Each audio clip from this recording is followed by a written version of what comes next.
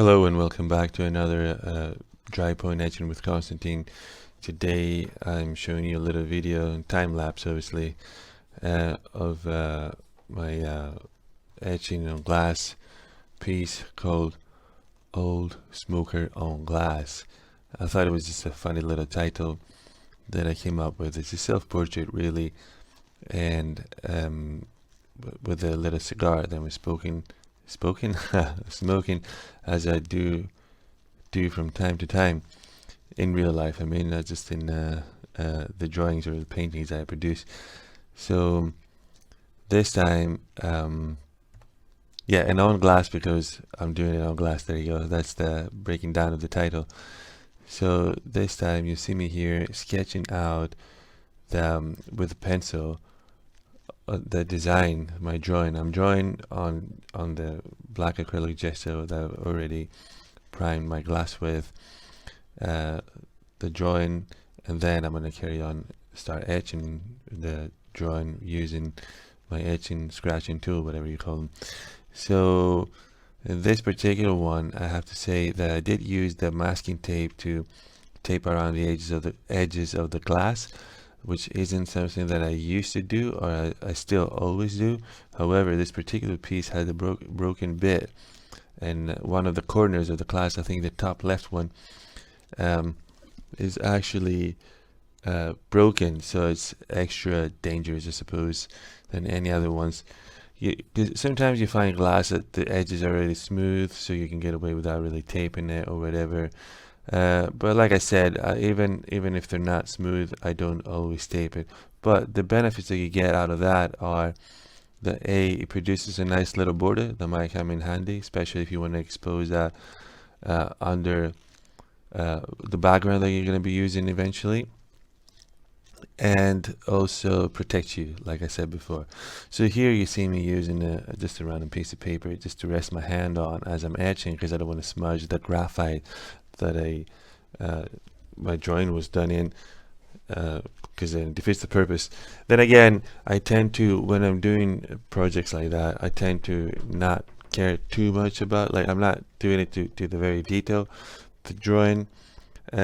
So I do freestyle it a little bit, I suppose, if that's the right term to use. So it really isn't that important to me, because it always kind of changes. It's just a rough idea to have down, just so I know what I'm doing. More than often, to be fair with you, I just go ahead and I just prime the glass, the surface, and I just grab the scratching tool and just go for it, really. But in this case, I did draw it before. Just a little tip here: it's useful if you want to, if you're new to this, or if this is just the way you produce your artwork, you just draw a sketch out before you study. I do that too, depending on what kind of project I'm working on. It might worth marking the areas that are going to be lit in this case, or shadowed even, but the idea is you have to think in negative space, meaning that it's kind of like the opposite of what you would do when you were drawing, let's just say, on a piece of paper, because typically you just go ahead and sketch in the bits, you darken the bits that are going to be shadowed, the ones in the dark, right? Typically, anyway, when you're using the bright colored paper. If you're using black paper, it tends to be the opposite. So typically you use a colored pencil, if you're drawing on it anyway, on the black paper, in order to expose that surface is the exposed to the light one surface. So this is what we're doing here as well. When we're removing the paint, the gesso in this case, basically we're exposing the lit surface, so you have to keep that in mind at all times, as well as the fact that if you're going to be having any text in your drawings, your etchings, you have to make sure that you are writing it or etching it backwards, because when you flip the glass over for the final result, you are going to get the word reading the right way, therefore it will be legible.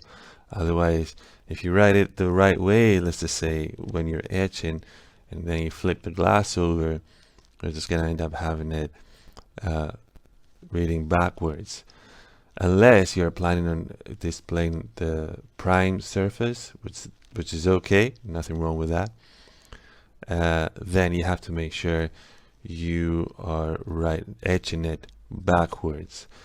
Same with the signature. I sign my etchings backwards. That's why they're not really my signature is not as smooth and fluid, I suppose, as it is on any other normal painting, you know, because I always tend to use like the chisel tip ink pens for my signature. I really like that style. I have developed it in such a way that I'm always getting the same results. With etching though, it looks a little bit more like caveman artwork, which I really dig too. Actually, I really like it, so I don't mind it at all. But I have to make sure I'm etching it backwards, because when I'm flipping the glass over and displaying the other side of it, I'm having it reading properly.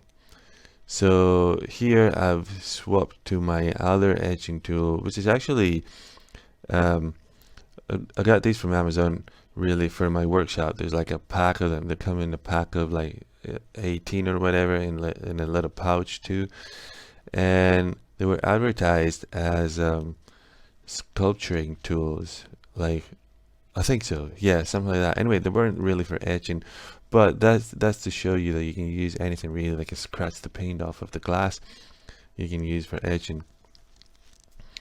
So to etch with, I mean, you can use palette knives, you can use like, I don't know, forks, butter knives, whatever really, to scratch the surface, right? Because this is what you're doing really.